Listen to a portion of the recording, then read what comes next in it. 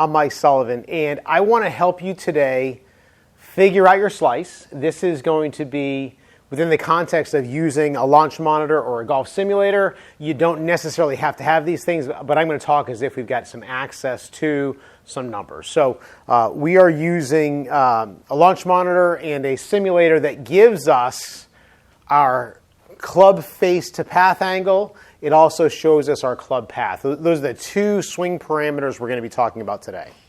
So typically when you are slicing with your driver or with any club, what will tend to happen is we will tend to have a club face that is open to the path, and we'll tend to have a path that is out to in.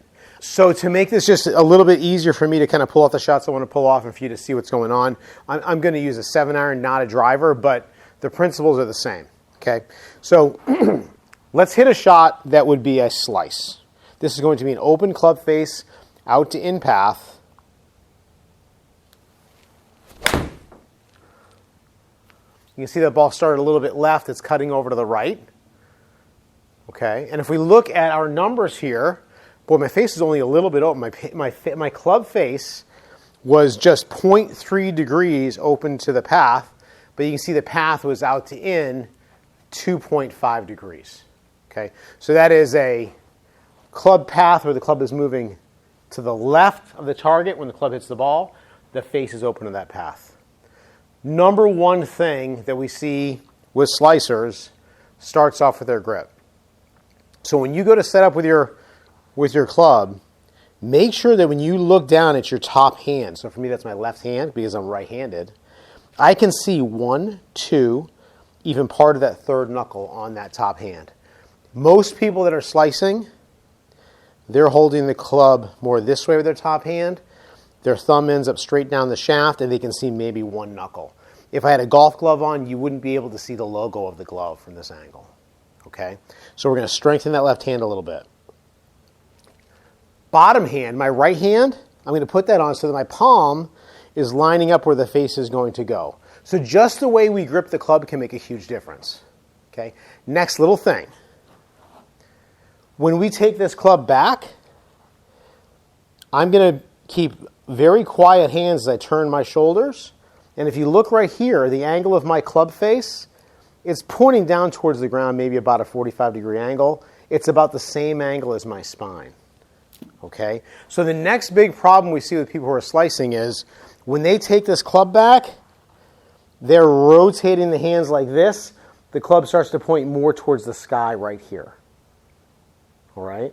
And you can also notice the club is caught behind me. I'm not going to get into that too much. But the two things you want to really focus on are making sure you've got that nice stronger grip we talked about and having that club come back with quiet hands. So when you stop and the club is parallel to the ground, that club face is pointing down at the ground some. We don't want it even here. It's going to be down at the ground just at some amount pointing towards the ground. Okay? Here's what happens. When people get this club coming back open like this, they tend to start their downswing with their shoulders. And when you start with your shoulders, see how this club is working? And now if you look when I get the club parallel to the ground here, you can see the club is aiming way left.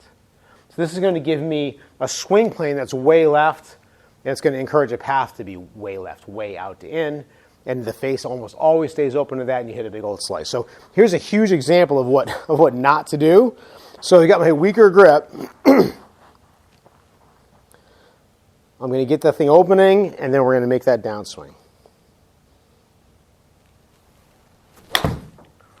Okay? Not solid either, obviously. So that is it's probably an exaggeration of a slicer swing. So let's do it the right way now.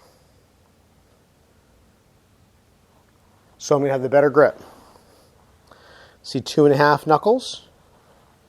And I'm doing this while my club face is square to me into my target line. Right hand, the palm points at the target. Excuse me. Bring it back more here.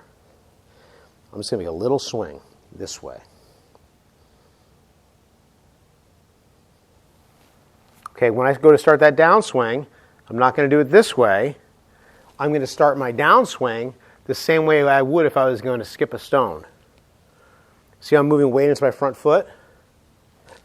When we do that, when we start our downswing with the weight moving forward, it gets the club to shallow a teeny bit, and we're going to swing. We're not going to be really, really out to in. It's going to be much more at the target.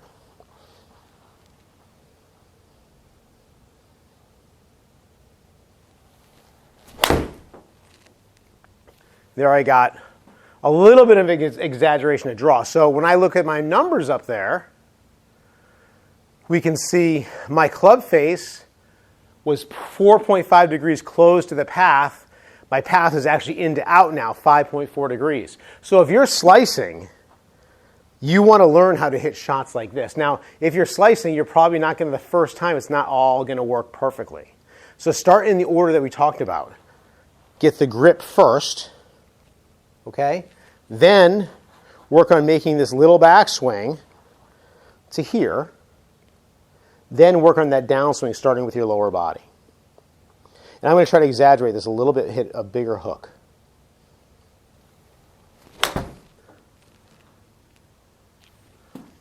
That's a great example of what could happen your first time. So you're exaggerating all this stuff and it was just a miss. Okay? And I don't even worry about the numbers because I missed it so bad. Try it again.